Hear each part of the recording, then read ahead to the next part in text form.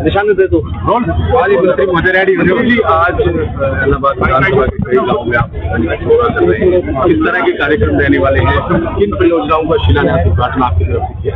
देखिए, आज संवाद प्रोग्राम करीबन इलाहाबाद के हल्के के 7 गाँव में रखा है और यहाँ हमारे साथ हमारे छोटे भाई मीनू बेनीवाल जी भी हैं और सभी ग्रामवासी हमारे जो चुने लोग हैं, हमारी पंचायतें साहिबान साहिबान समिति के लोग हैं, सदस्य हैं, चेयरमैन वाइस चेयरमैन जिला परिषद के सभी। गांव का डेवलपमेंट कैसे हो, ये सरकार की सोच है और आज करीबन 30 करोड़ रुपए के शिलान्यास और उद्घाटन करने का काम किया, जिसमें कम्युनिटी सेंटर मुख्यतः 5 या 6 बिल्डिंगें जो बनने जा रही हैं। एक बड़ा परिवर्तन जो गांव के डेवलपमेंट के आने वाले समय में आप लोगों को नजर आएगा। ये कम्युनिटी सेंटर हमारी सरकार की सोच थी कि जो हम चौपाल भी समाज के लिए मैं मान सकता हूँ आवश्यक है, लेकिन सभी कम्युनिटी एक जगह है। एक ये भव्य बिल्डिंग जिसमें हमारे यहाँ इसको मैरिज प्लेस के रूप में भी हम यूज कर सकते हैं, एक छोटा मिनी सेक्रेटरीट के रूप में भी, एक मिनी सेक्रेटरीट गाँव का आप इसको कह सकते हैं। ये व्यवस्था परिवर्तन है और ये व्यवस्था परिवर्तन करने के लिए हमारी चौपालों की जहाँ जरूरत है चौपाल नहीं बने, लेकिन उसके साथ साथ कम्युनिटी सेंटर बने। इसी प्रकार आपने कौन देखा होगा, आज से पहले की सरकारों में इनकी तरफ ध्यान नहीं था। गांव में जो टोटल हरियाणा प्रदेश के 18,000 समथिंग पौंड है, उसमें से 11,800 पोलिटेड है। पहले फेज में हमने करीबन 3900 पौंडों को उठाया है और हमारी सरकार ने और अधिकारियों ने, मैं उनकी अधिकारियों को भी इसके लिए धन्यवाद देना चाहूंगा कि उन्होंने 4000 पौंडों को इस पिछले जो बजट सेशन है इसमें हमने रात्र पुरस्कार को लेकर आने का काम किया है। कुछ 100% जैसे आपने देखा होगा 8-9 सुविधाओं के साथ कंप्लीट हो गए हैं। इसमें घूमने का ट्रैक भी बनाया है, सीटिंग भी बनी है, सोलर लाइट भी लगी है, प्लांटेशन भी हुई है, डिस्लीजिंग भी हुई है, डी वाटरिंग भी हुई है। जो गांव के अंदर एक कहूँगा पानी के बहराव की वजह से एक नरक की जिंदगी जो हमारे ग्रामवासी जिन्हें में के लिए मजबूर थे, उससे निजात दिलाने का हरियाणा सरकार ने काम किया है। इसी प्रकार ई लाइब्रेरी की अगर बात करें, जो स्कूलिंग के बाद बच्चों को बाहर कोचिंग के लिए जाना पड़ता था, एक बड़ा बदलाव कहूंगा हरियाणा प्रदेश ने, बड़ा फैसला कहूंगा लेने का काम किया। जो पुरानी बिल्डिंग की जो खंड रोड लग रही थी, 4000 बिल्डिंगों को चिन्हित करके 3000 जो फिजिबल पाई गई, 1200 में हम लाइब्रेरी की रेनोवेट कर चुके हैं और 800 के आसपास जिम और शायद 500 या 600 के आसपास जो महिला संस्कृति भवन। और जो फैसला हरियाणा सरकार ने लिया, मुझे फक्र है कि उस फैसले को देश के प्रधानमंत्री नरेंद्र मोदी जी ने पूरे देश में लागू करने का काम किया। ये ऐसी हरियाणा प्रदेश की सरकार की जो सोच थी और जो गांव के अंदर शहरीकरण के भाषण दिए जाते थे, उस भाषण को हकीकत में बदलने का काम अगर किया है तो हमारी सरकार। लोग जो मिले आपसे किस तरह की डिमांड शुरू कर रहे हैं गाँव में, समस्या क्या बता रहे हैं? देखिए, कई जगह पीने के पानी की समस्याएं आई हैं। कुछ यहाँ इस एरिया में हमारे जो सिंचाई का पानी है उनकी डिमांड आई है। जो हमारे आर्जवाया बोल देते हैं छोटी नहर को, उनको रेनोवेशन किया है, वो कुछ मांगे उनके बात आई है।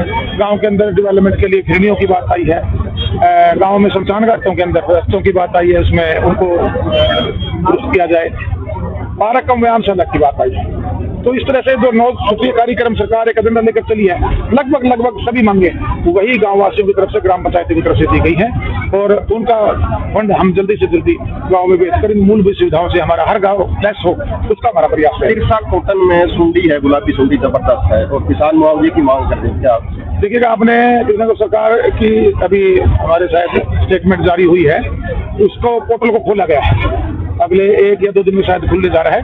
तो मैं भी अनुरोध करूंगा आपके माध्यम से, जहां नुकसान हुआ है आप क्षतिपूर्ति पोर्टल पर उस नुकसान को दर्ज करने का काम करें, उसकी भरपाई करने का काम सरकार करें। अभी आपकी 25 तारीख को सीकर में रैली हुई, आपने बहुत सारी वीडियो देखी होगी, कई महिलाओं के बयान आपने सुने, झूठ बोल कर वहाँ ले गए, खाटू श्याम लेके जाएंगे, सालासर लेके जाएंगे।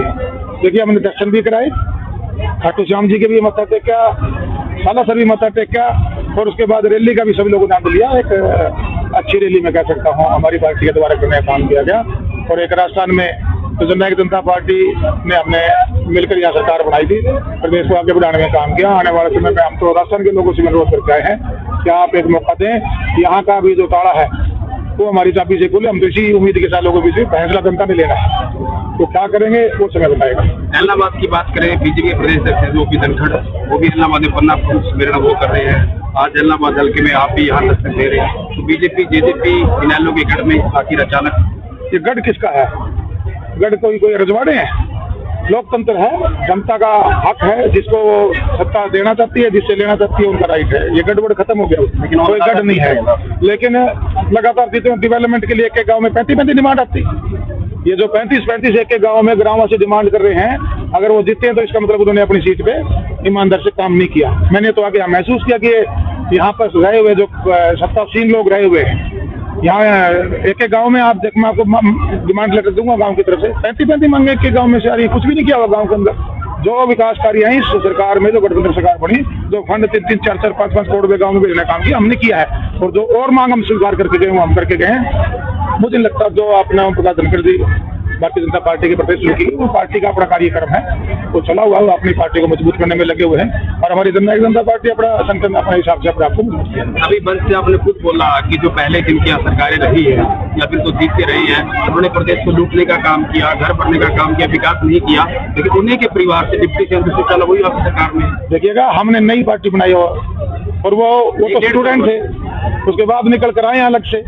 अब आज ये एलिगेशन दोनों को तो लगा सकते हैं ना, वो तो अपना एक नई सोच के साथ प्रदेश को आगे ले जाना चाहते हैं। ये बात पहले जिन्होंने किया होगा जनता पहले भी साफ ले लिया, वो कहाँ खड़े थे आज कहाँ खड़े मुझे बताने की जरूरत नहीं है। आने वाला समय 2024 का चुनाव जनता को शीशे की तरह क्लियर हो गया है कि कौन काम चाहता है और कौन अपनी जेब भरना चाहता है। काम करने वालों को लोग मौका देंगे और जेब भरने वालों को लोग बाहर कर सकते हैं। ये आरोप दुष्यंत चौटाला पर अभय चौटाला लगा रहे हैं, वो 4 साल में लूटा है सिर्फ। वो मैं बताता हूँ, वो मेरे लिए मेरे बड़े भाई, लेकिन वो फ्रस्ट्रेट है जो मैं महसूस करता हूँ। लेकिन ये अभय लगाना है तो प्रूफ देना। कोई भी किसी के लिए कुछ भी बोल देता है, या तो आप एविडेंस दें और सरकार अपना काम कर देगी। ऐसे किसी को बिना मतलब वजह के एलिगेशन एक सम्मानित पद पर बैठे आदमी को नहीं लाना। मंत्री जी, एक सवाल है जी, जिस तरह से कप्तान मीनू बेनीवाल जी ने इलाहाबाद में कार्य किया, ऐसा सरकार को दुष्यंत चौटाला पर अभय चौटाला लगा रहे हैं, वो 4 साल में लूटा है सिर्फ। वो मैं बताता हूँ, वो मेरे लिए मेरे बड़े भाई, लेकिन वो फ्रस्ट्रेट है जो मैं महसूस करता हूँ। लेकिन ये अभय लगाना है तो प्रूफ देना। कोई भी किसी के लिए कुछ भी बोल देता है, या तो आप एविडेंस दें और सरकार अपना काम कर देगी। ऐसे किसी को बिना मतलब वजह के एलिगेशन एक सम्मानित पद पर बैठे आदमी को नहीं लाना। मंत्री जी, एक सवाल है जी, जिस तरह से कप्तान मीनू बेनीवाल जी ने इलाहाबाद में कार्य किया, ऐसा सरकार को कि ऐसे लोगों को पूरे हरियाणा में आगे लेकर आए, उससे कितना काम हुआ? देखिएगा, ये अपनी इच्छा शक्ति पर निर्भर करता है। मीनू भाई है आज से नहीं, बहुत पहले से ये सेंट्रल लाइफ को अपनी मेहनत से प्राप्त कर चुके हैं। हमारे जैसे लोग जो राजनीति में आए, आज एक व्यवस्था परिवर्तन के लिए ईमानदार लोगों को राजनीति में जरूर है। लेकिन आप जो ये रजवाड़ों में परिवारवाद में बंधे रहोगे तो प्रदेश आगे नहीं बढ़ेगा। जो राजनीति का व्यवसायीकरण हुआ है उसको सेवा में बदलने की आज जरूरत है। प्रेरणा मिली है और लोगों को बिल्कुल मिलेगी, टुहाना से नहीं मिली, कहीं ना कहीं यहाँ बढ़ने में टुहाना का भी सहयोग है, ऐसी और जगह भी मिली हुई है। ऐसे ऐसे नौजवान आगे आ रहे हैं, जरूरत है इन लोगों की अपना सुख छोड़ के जनता के सुख के लिए भी चिंता करें। एक नर सेवा नारायण सेवा, अगर परमात्मा के मंदिर में जाके उसके चरणों में झुकने से ज्यादा अगर आप किसी जरूरतमंद परिवार के किसी एक परिवार के भी काम आ जाते हैं तो समझ लीजिए कि आपको चारों धाम की यात्रा अच्छी होगी। उस सोच के साथ हमें आगे बढ़ना होगा। 2024 में क्या चुनाव लड़ेंगे? वो फैसला इनका होगा और मैं तो कहूँगा इनको लड़ना चाहिए। ठीक है, ठीक है, भी हमें फोटो फाटो मांगे अफसर भी काम कर रहे हैं।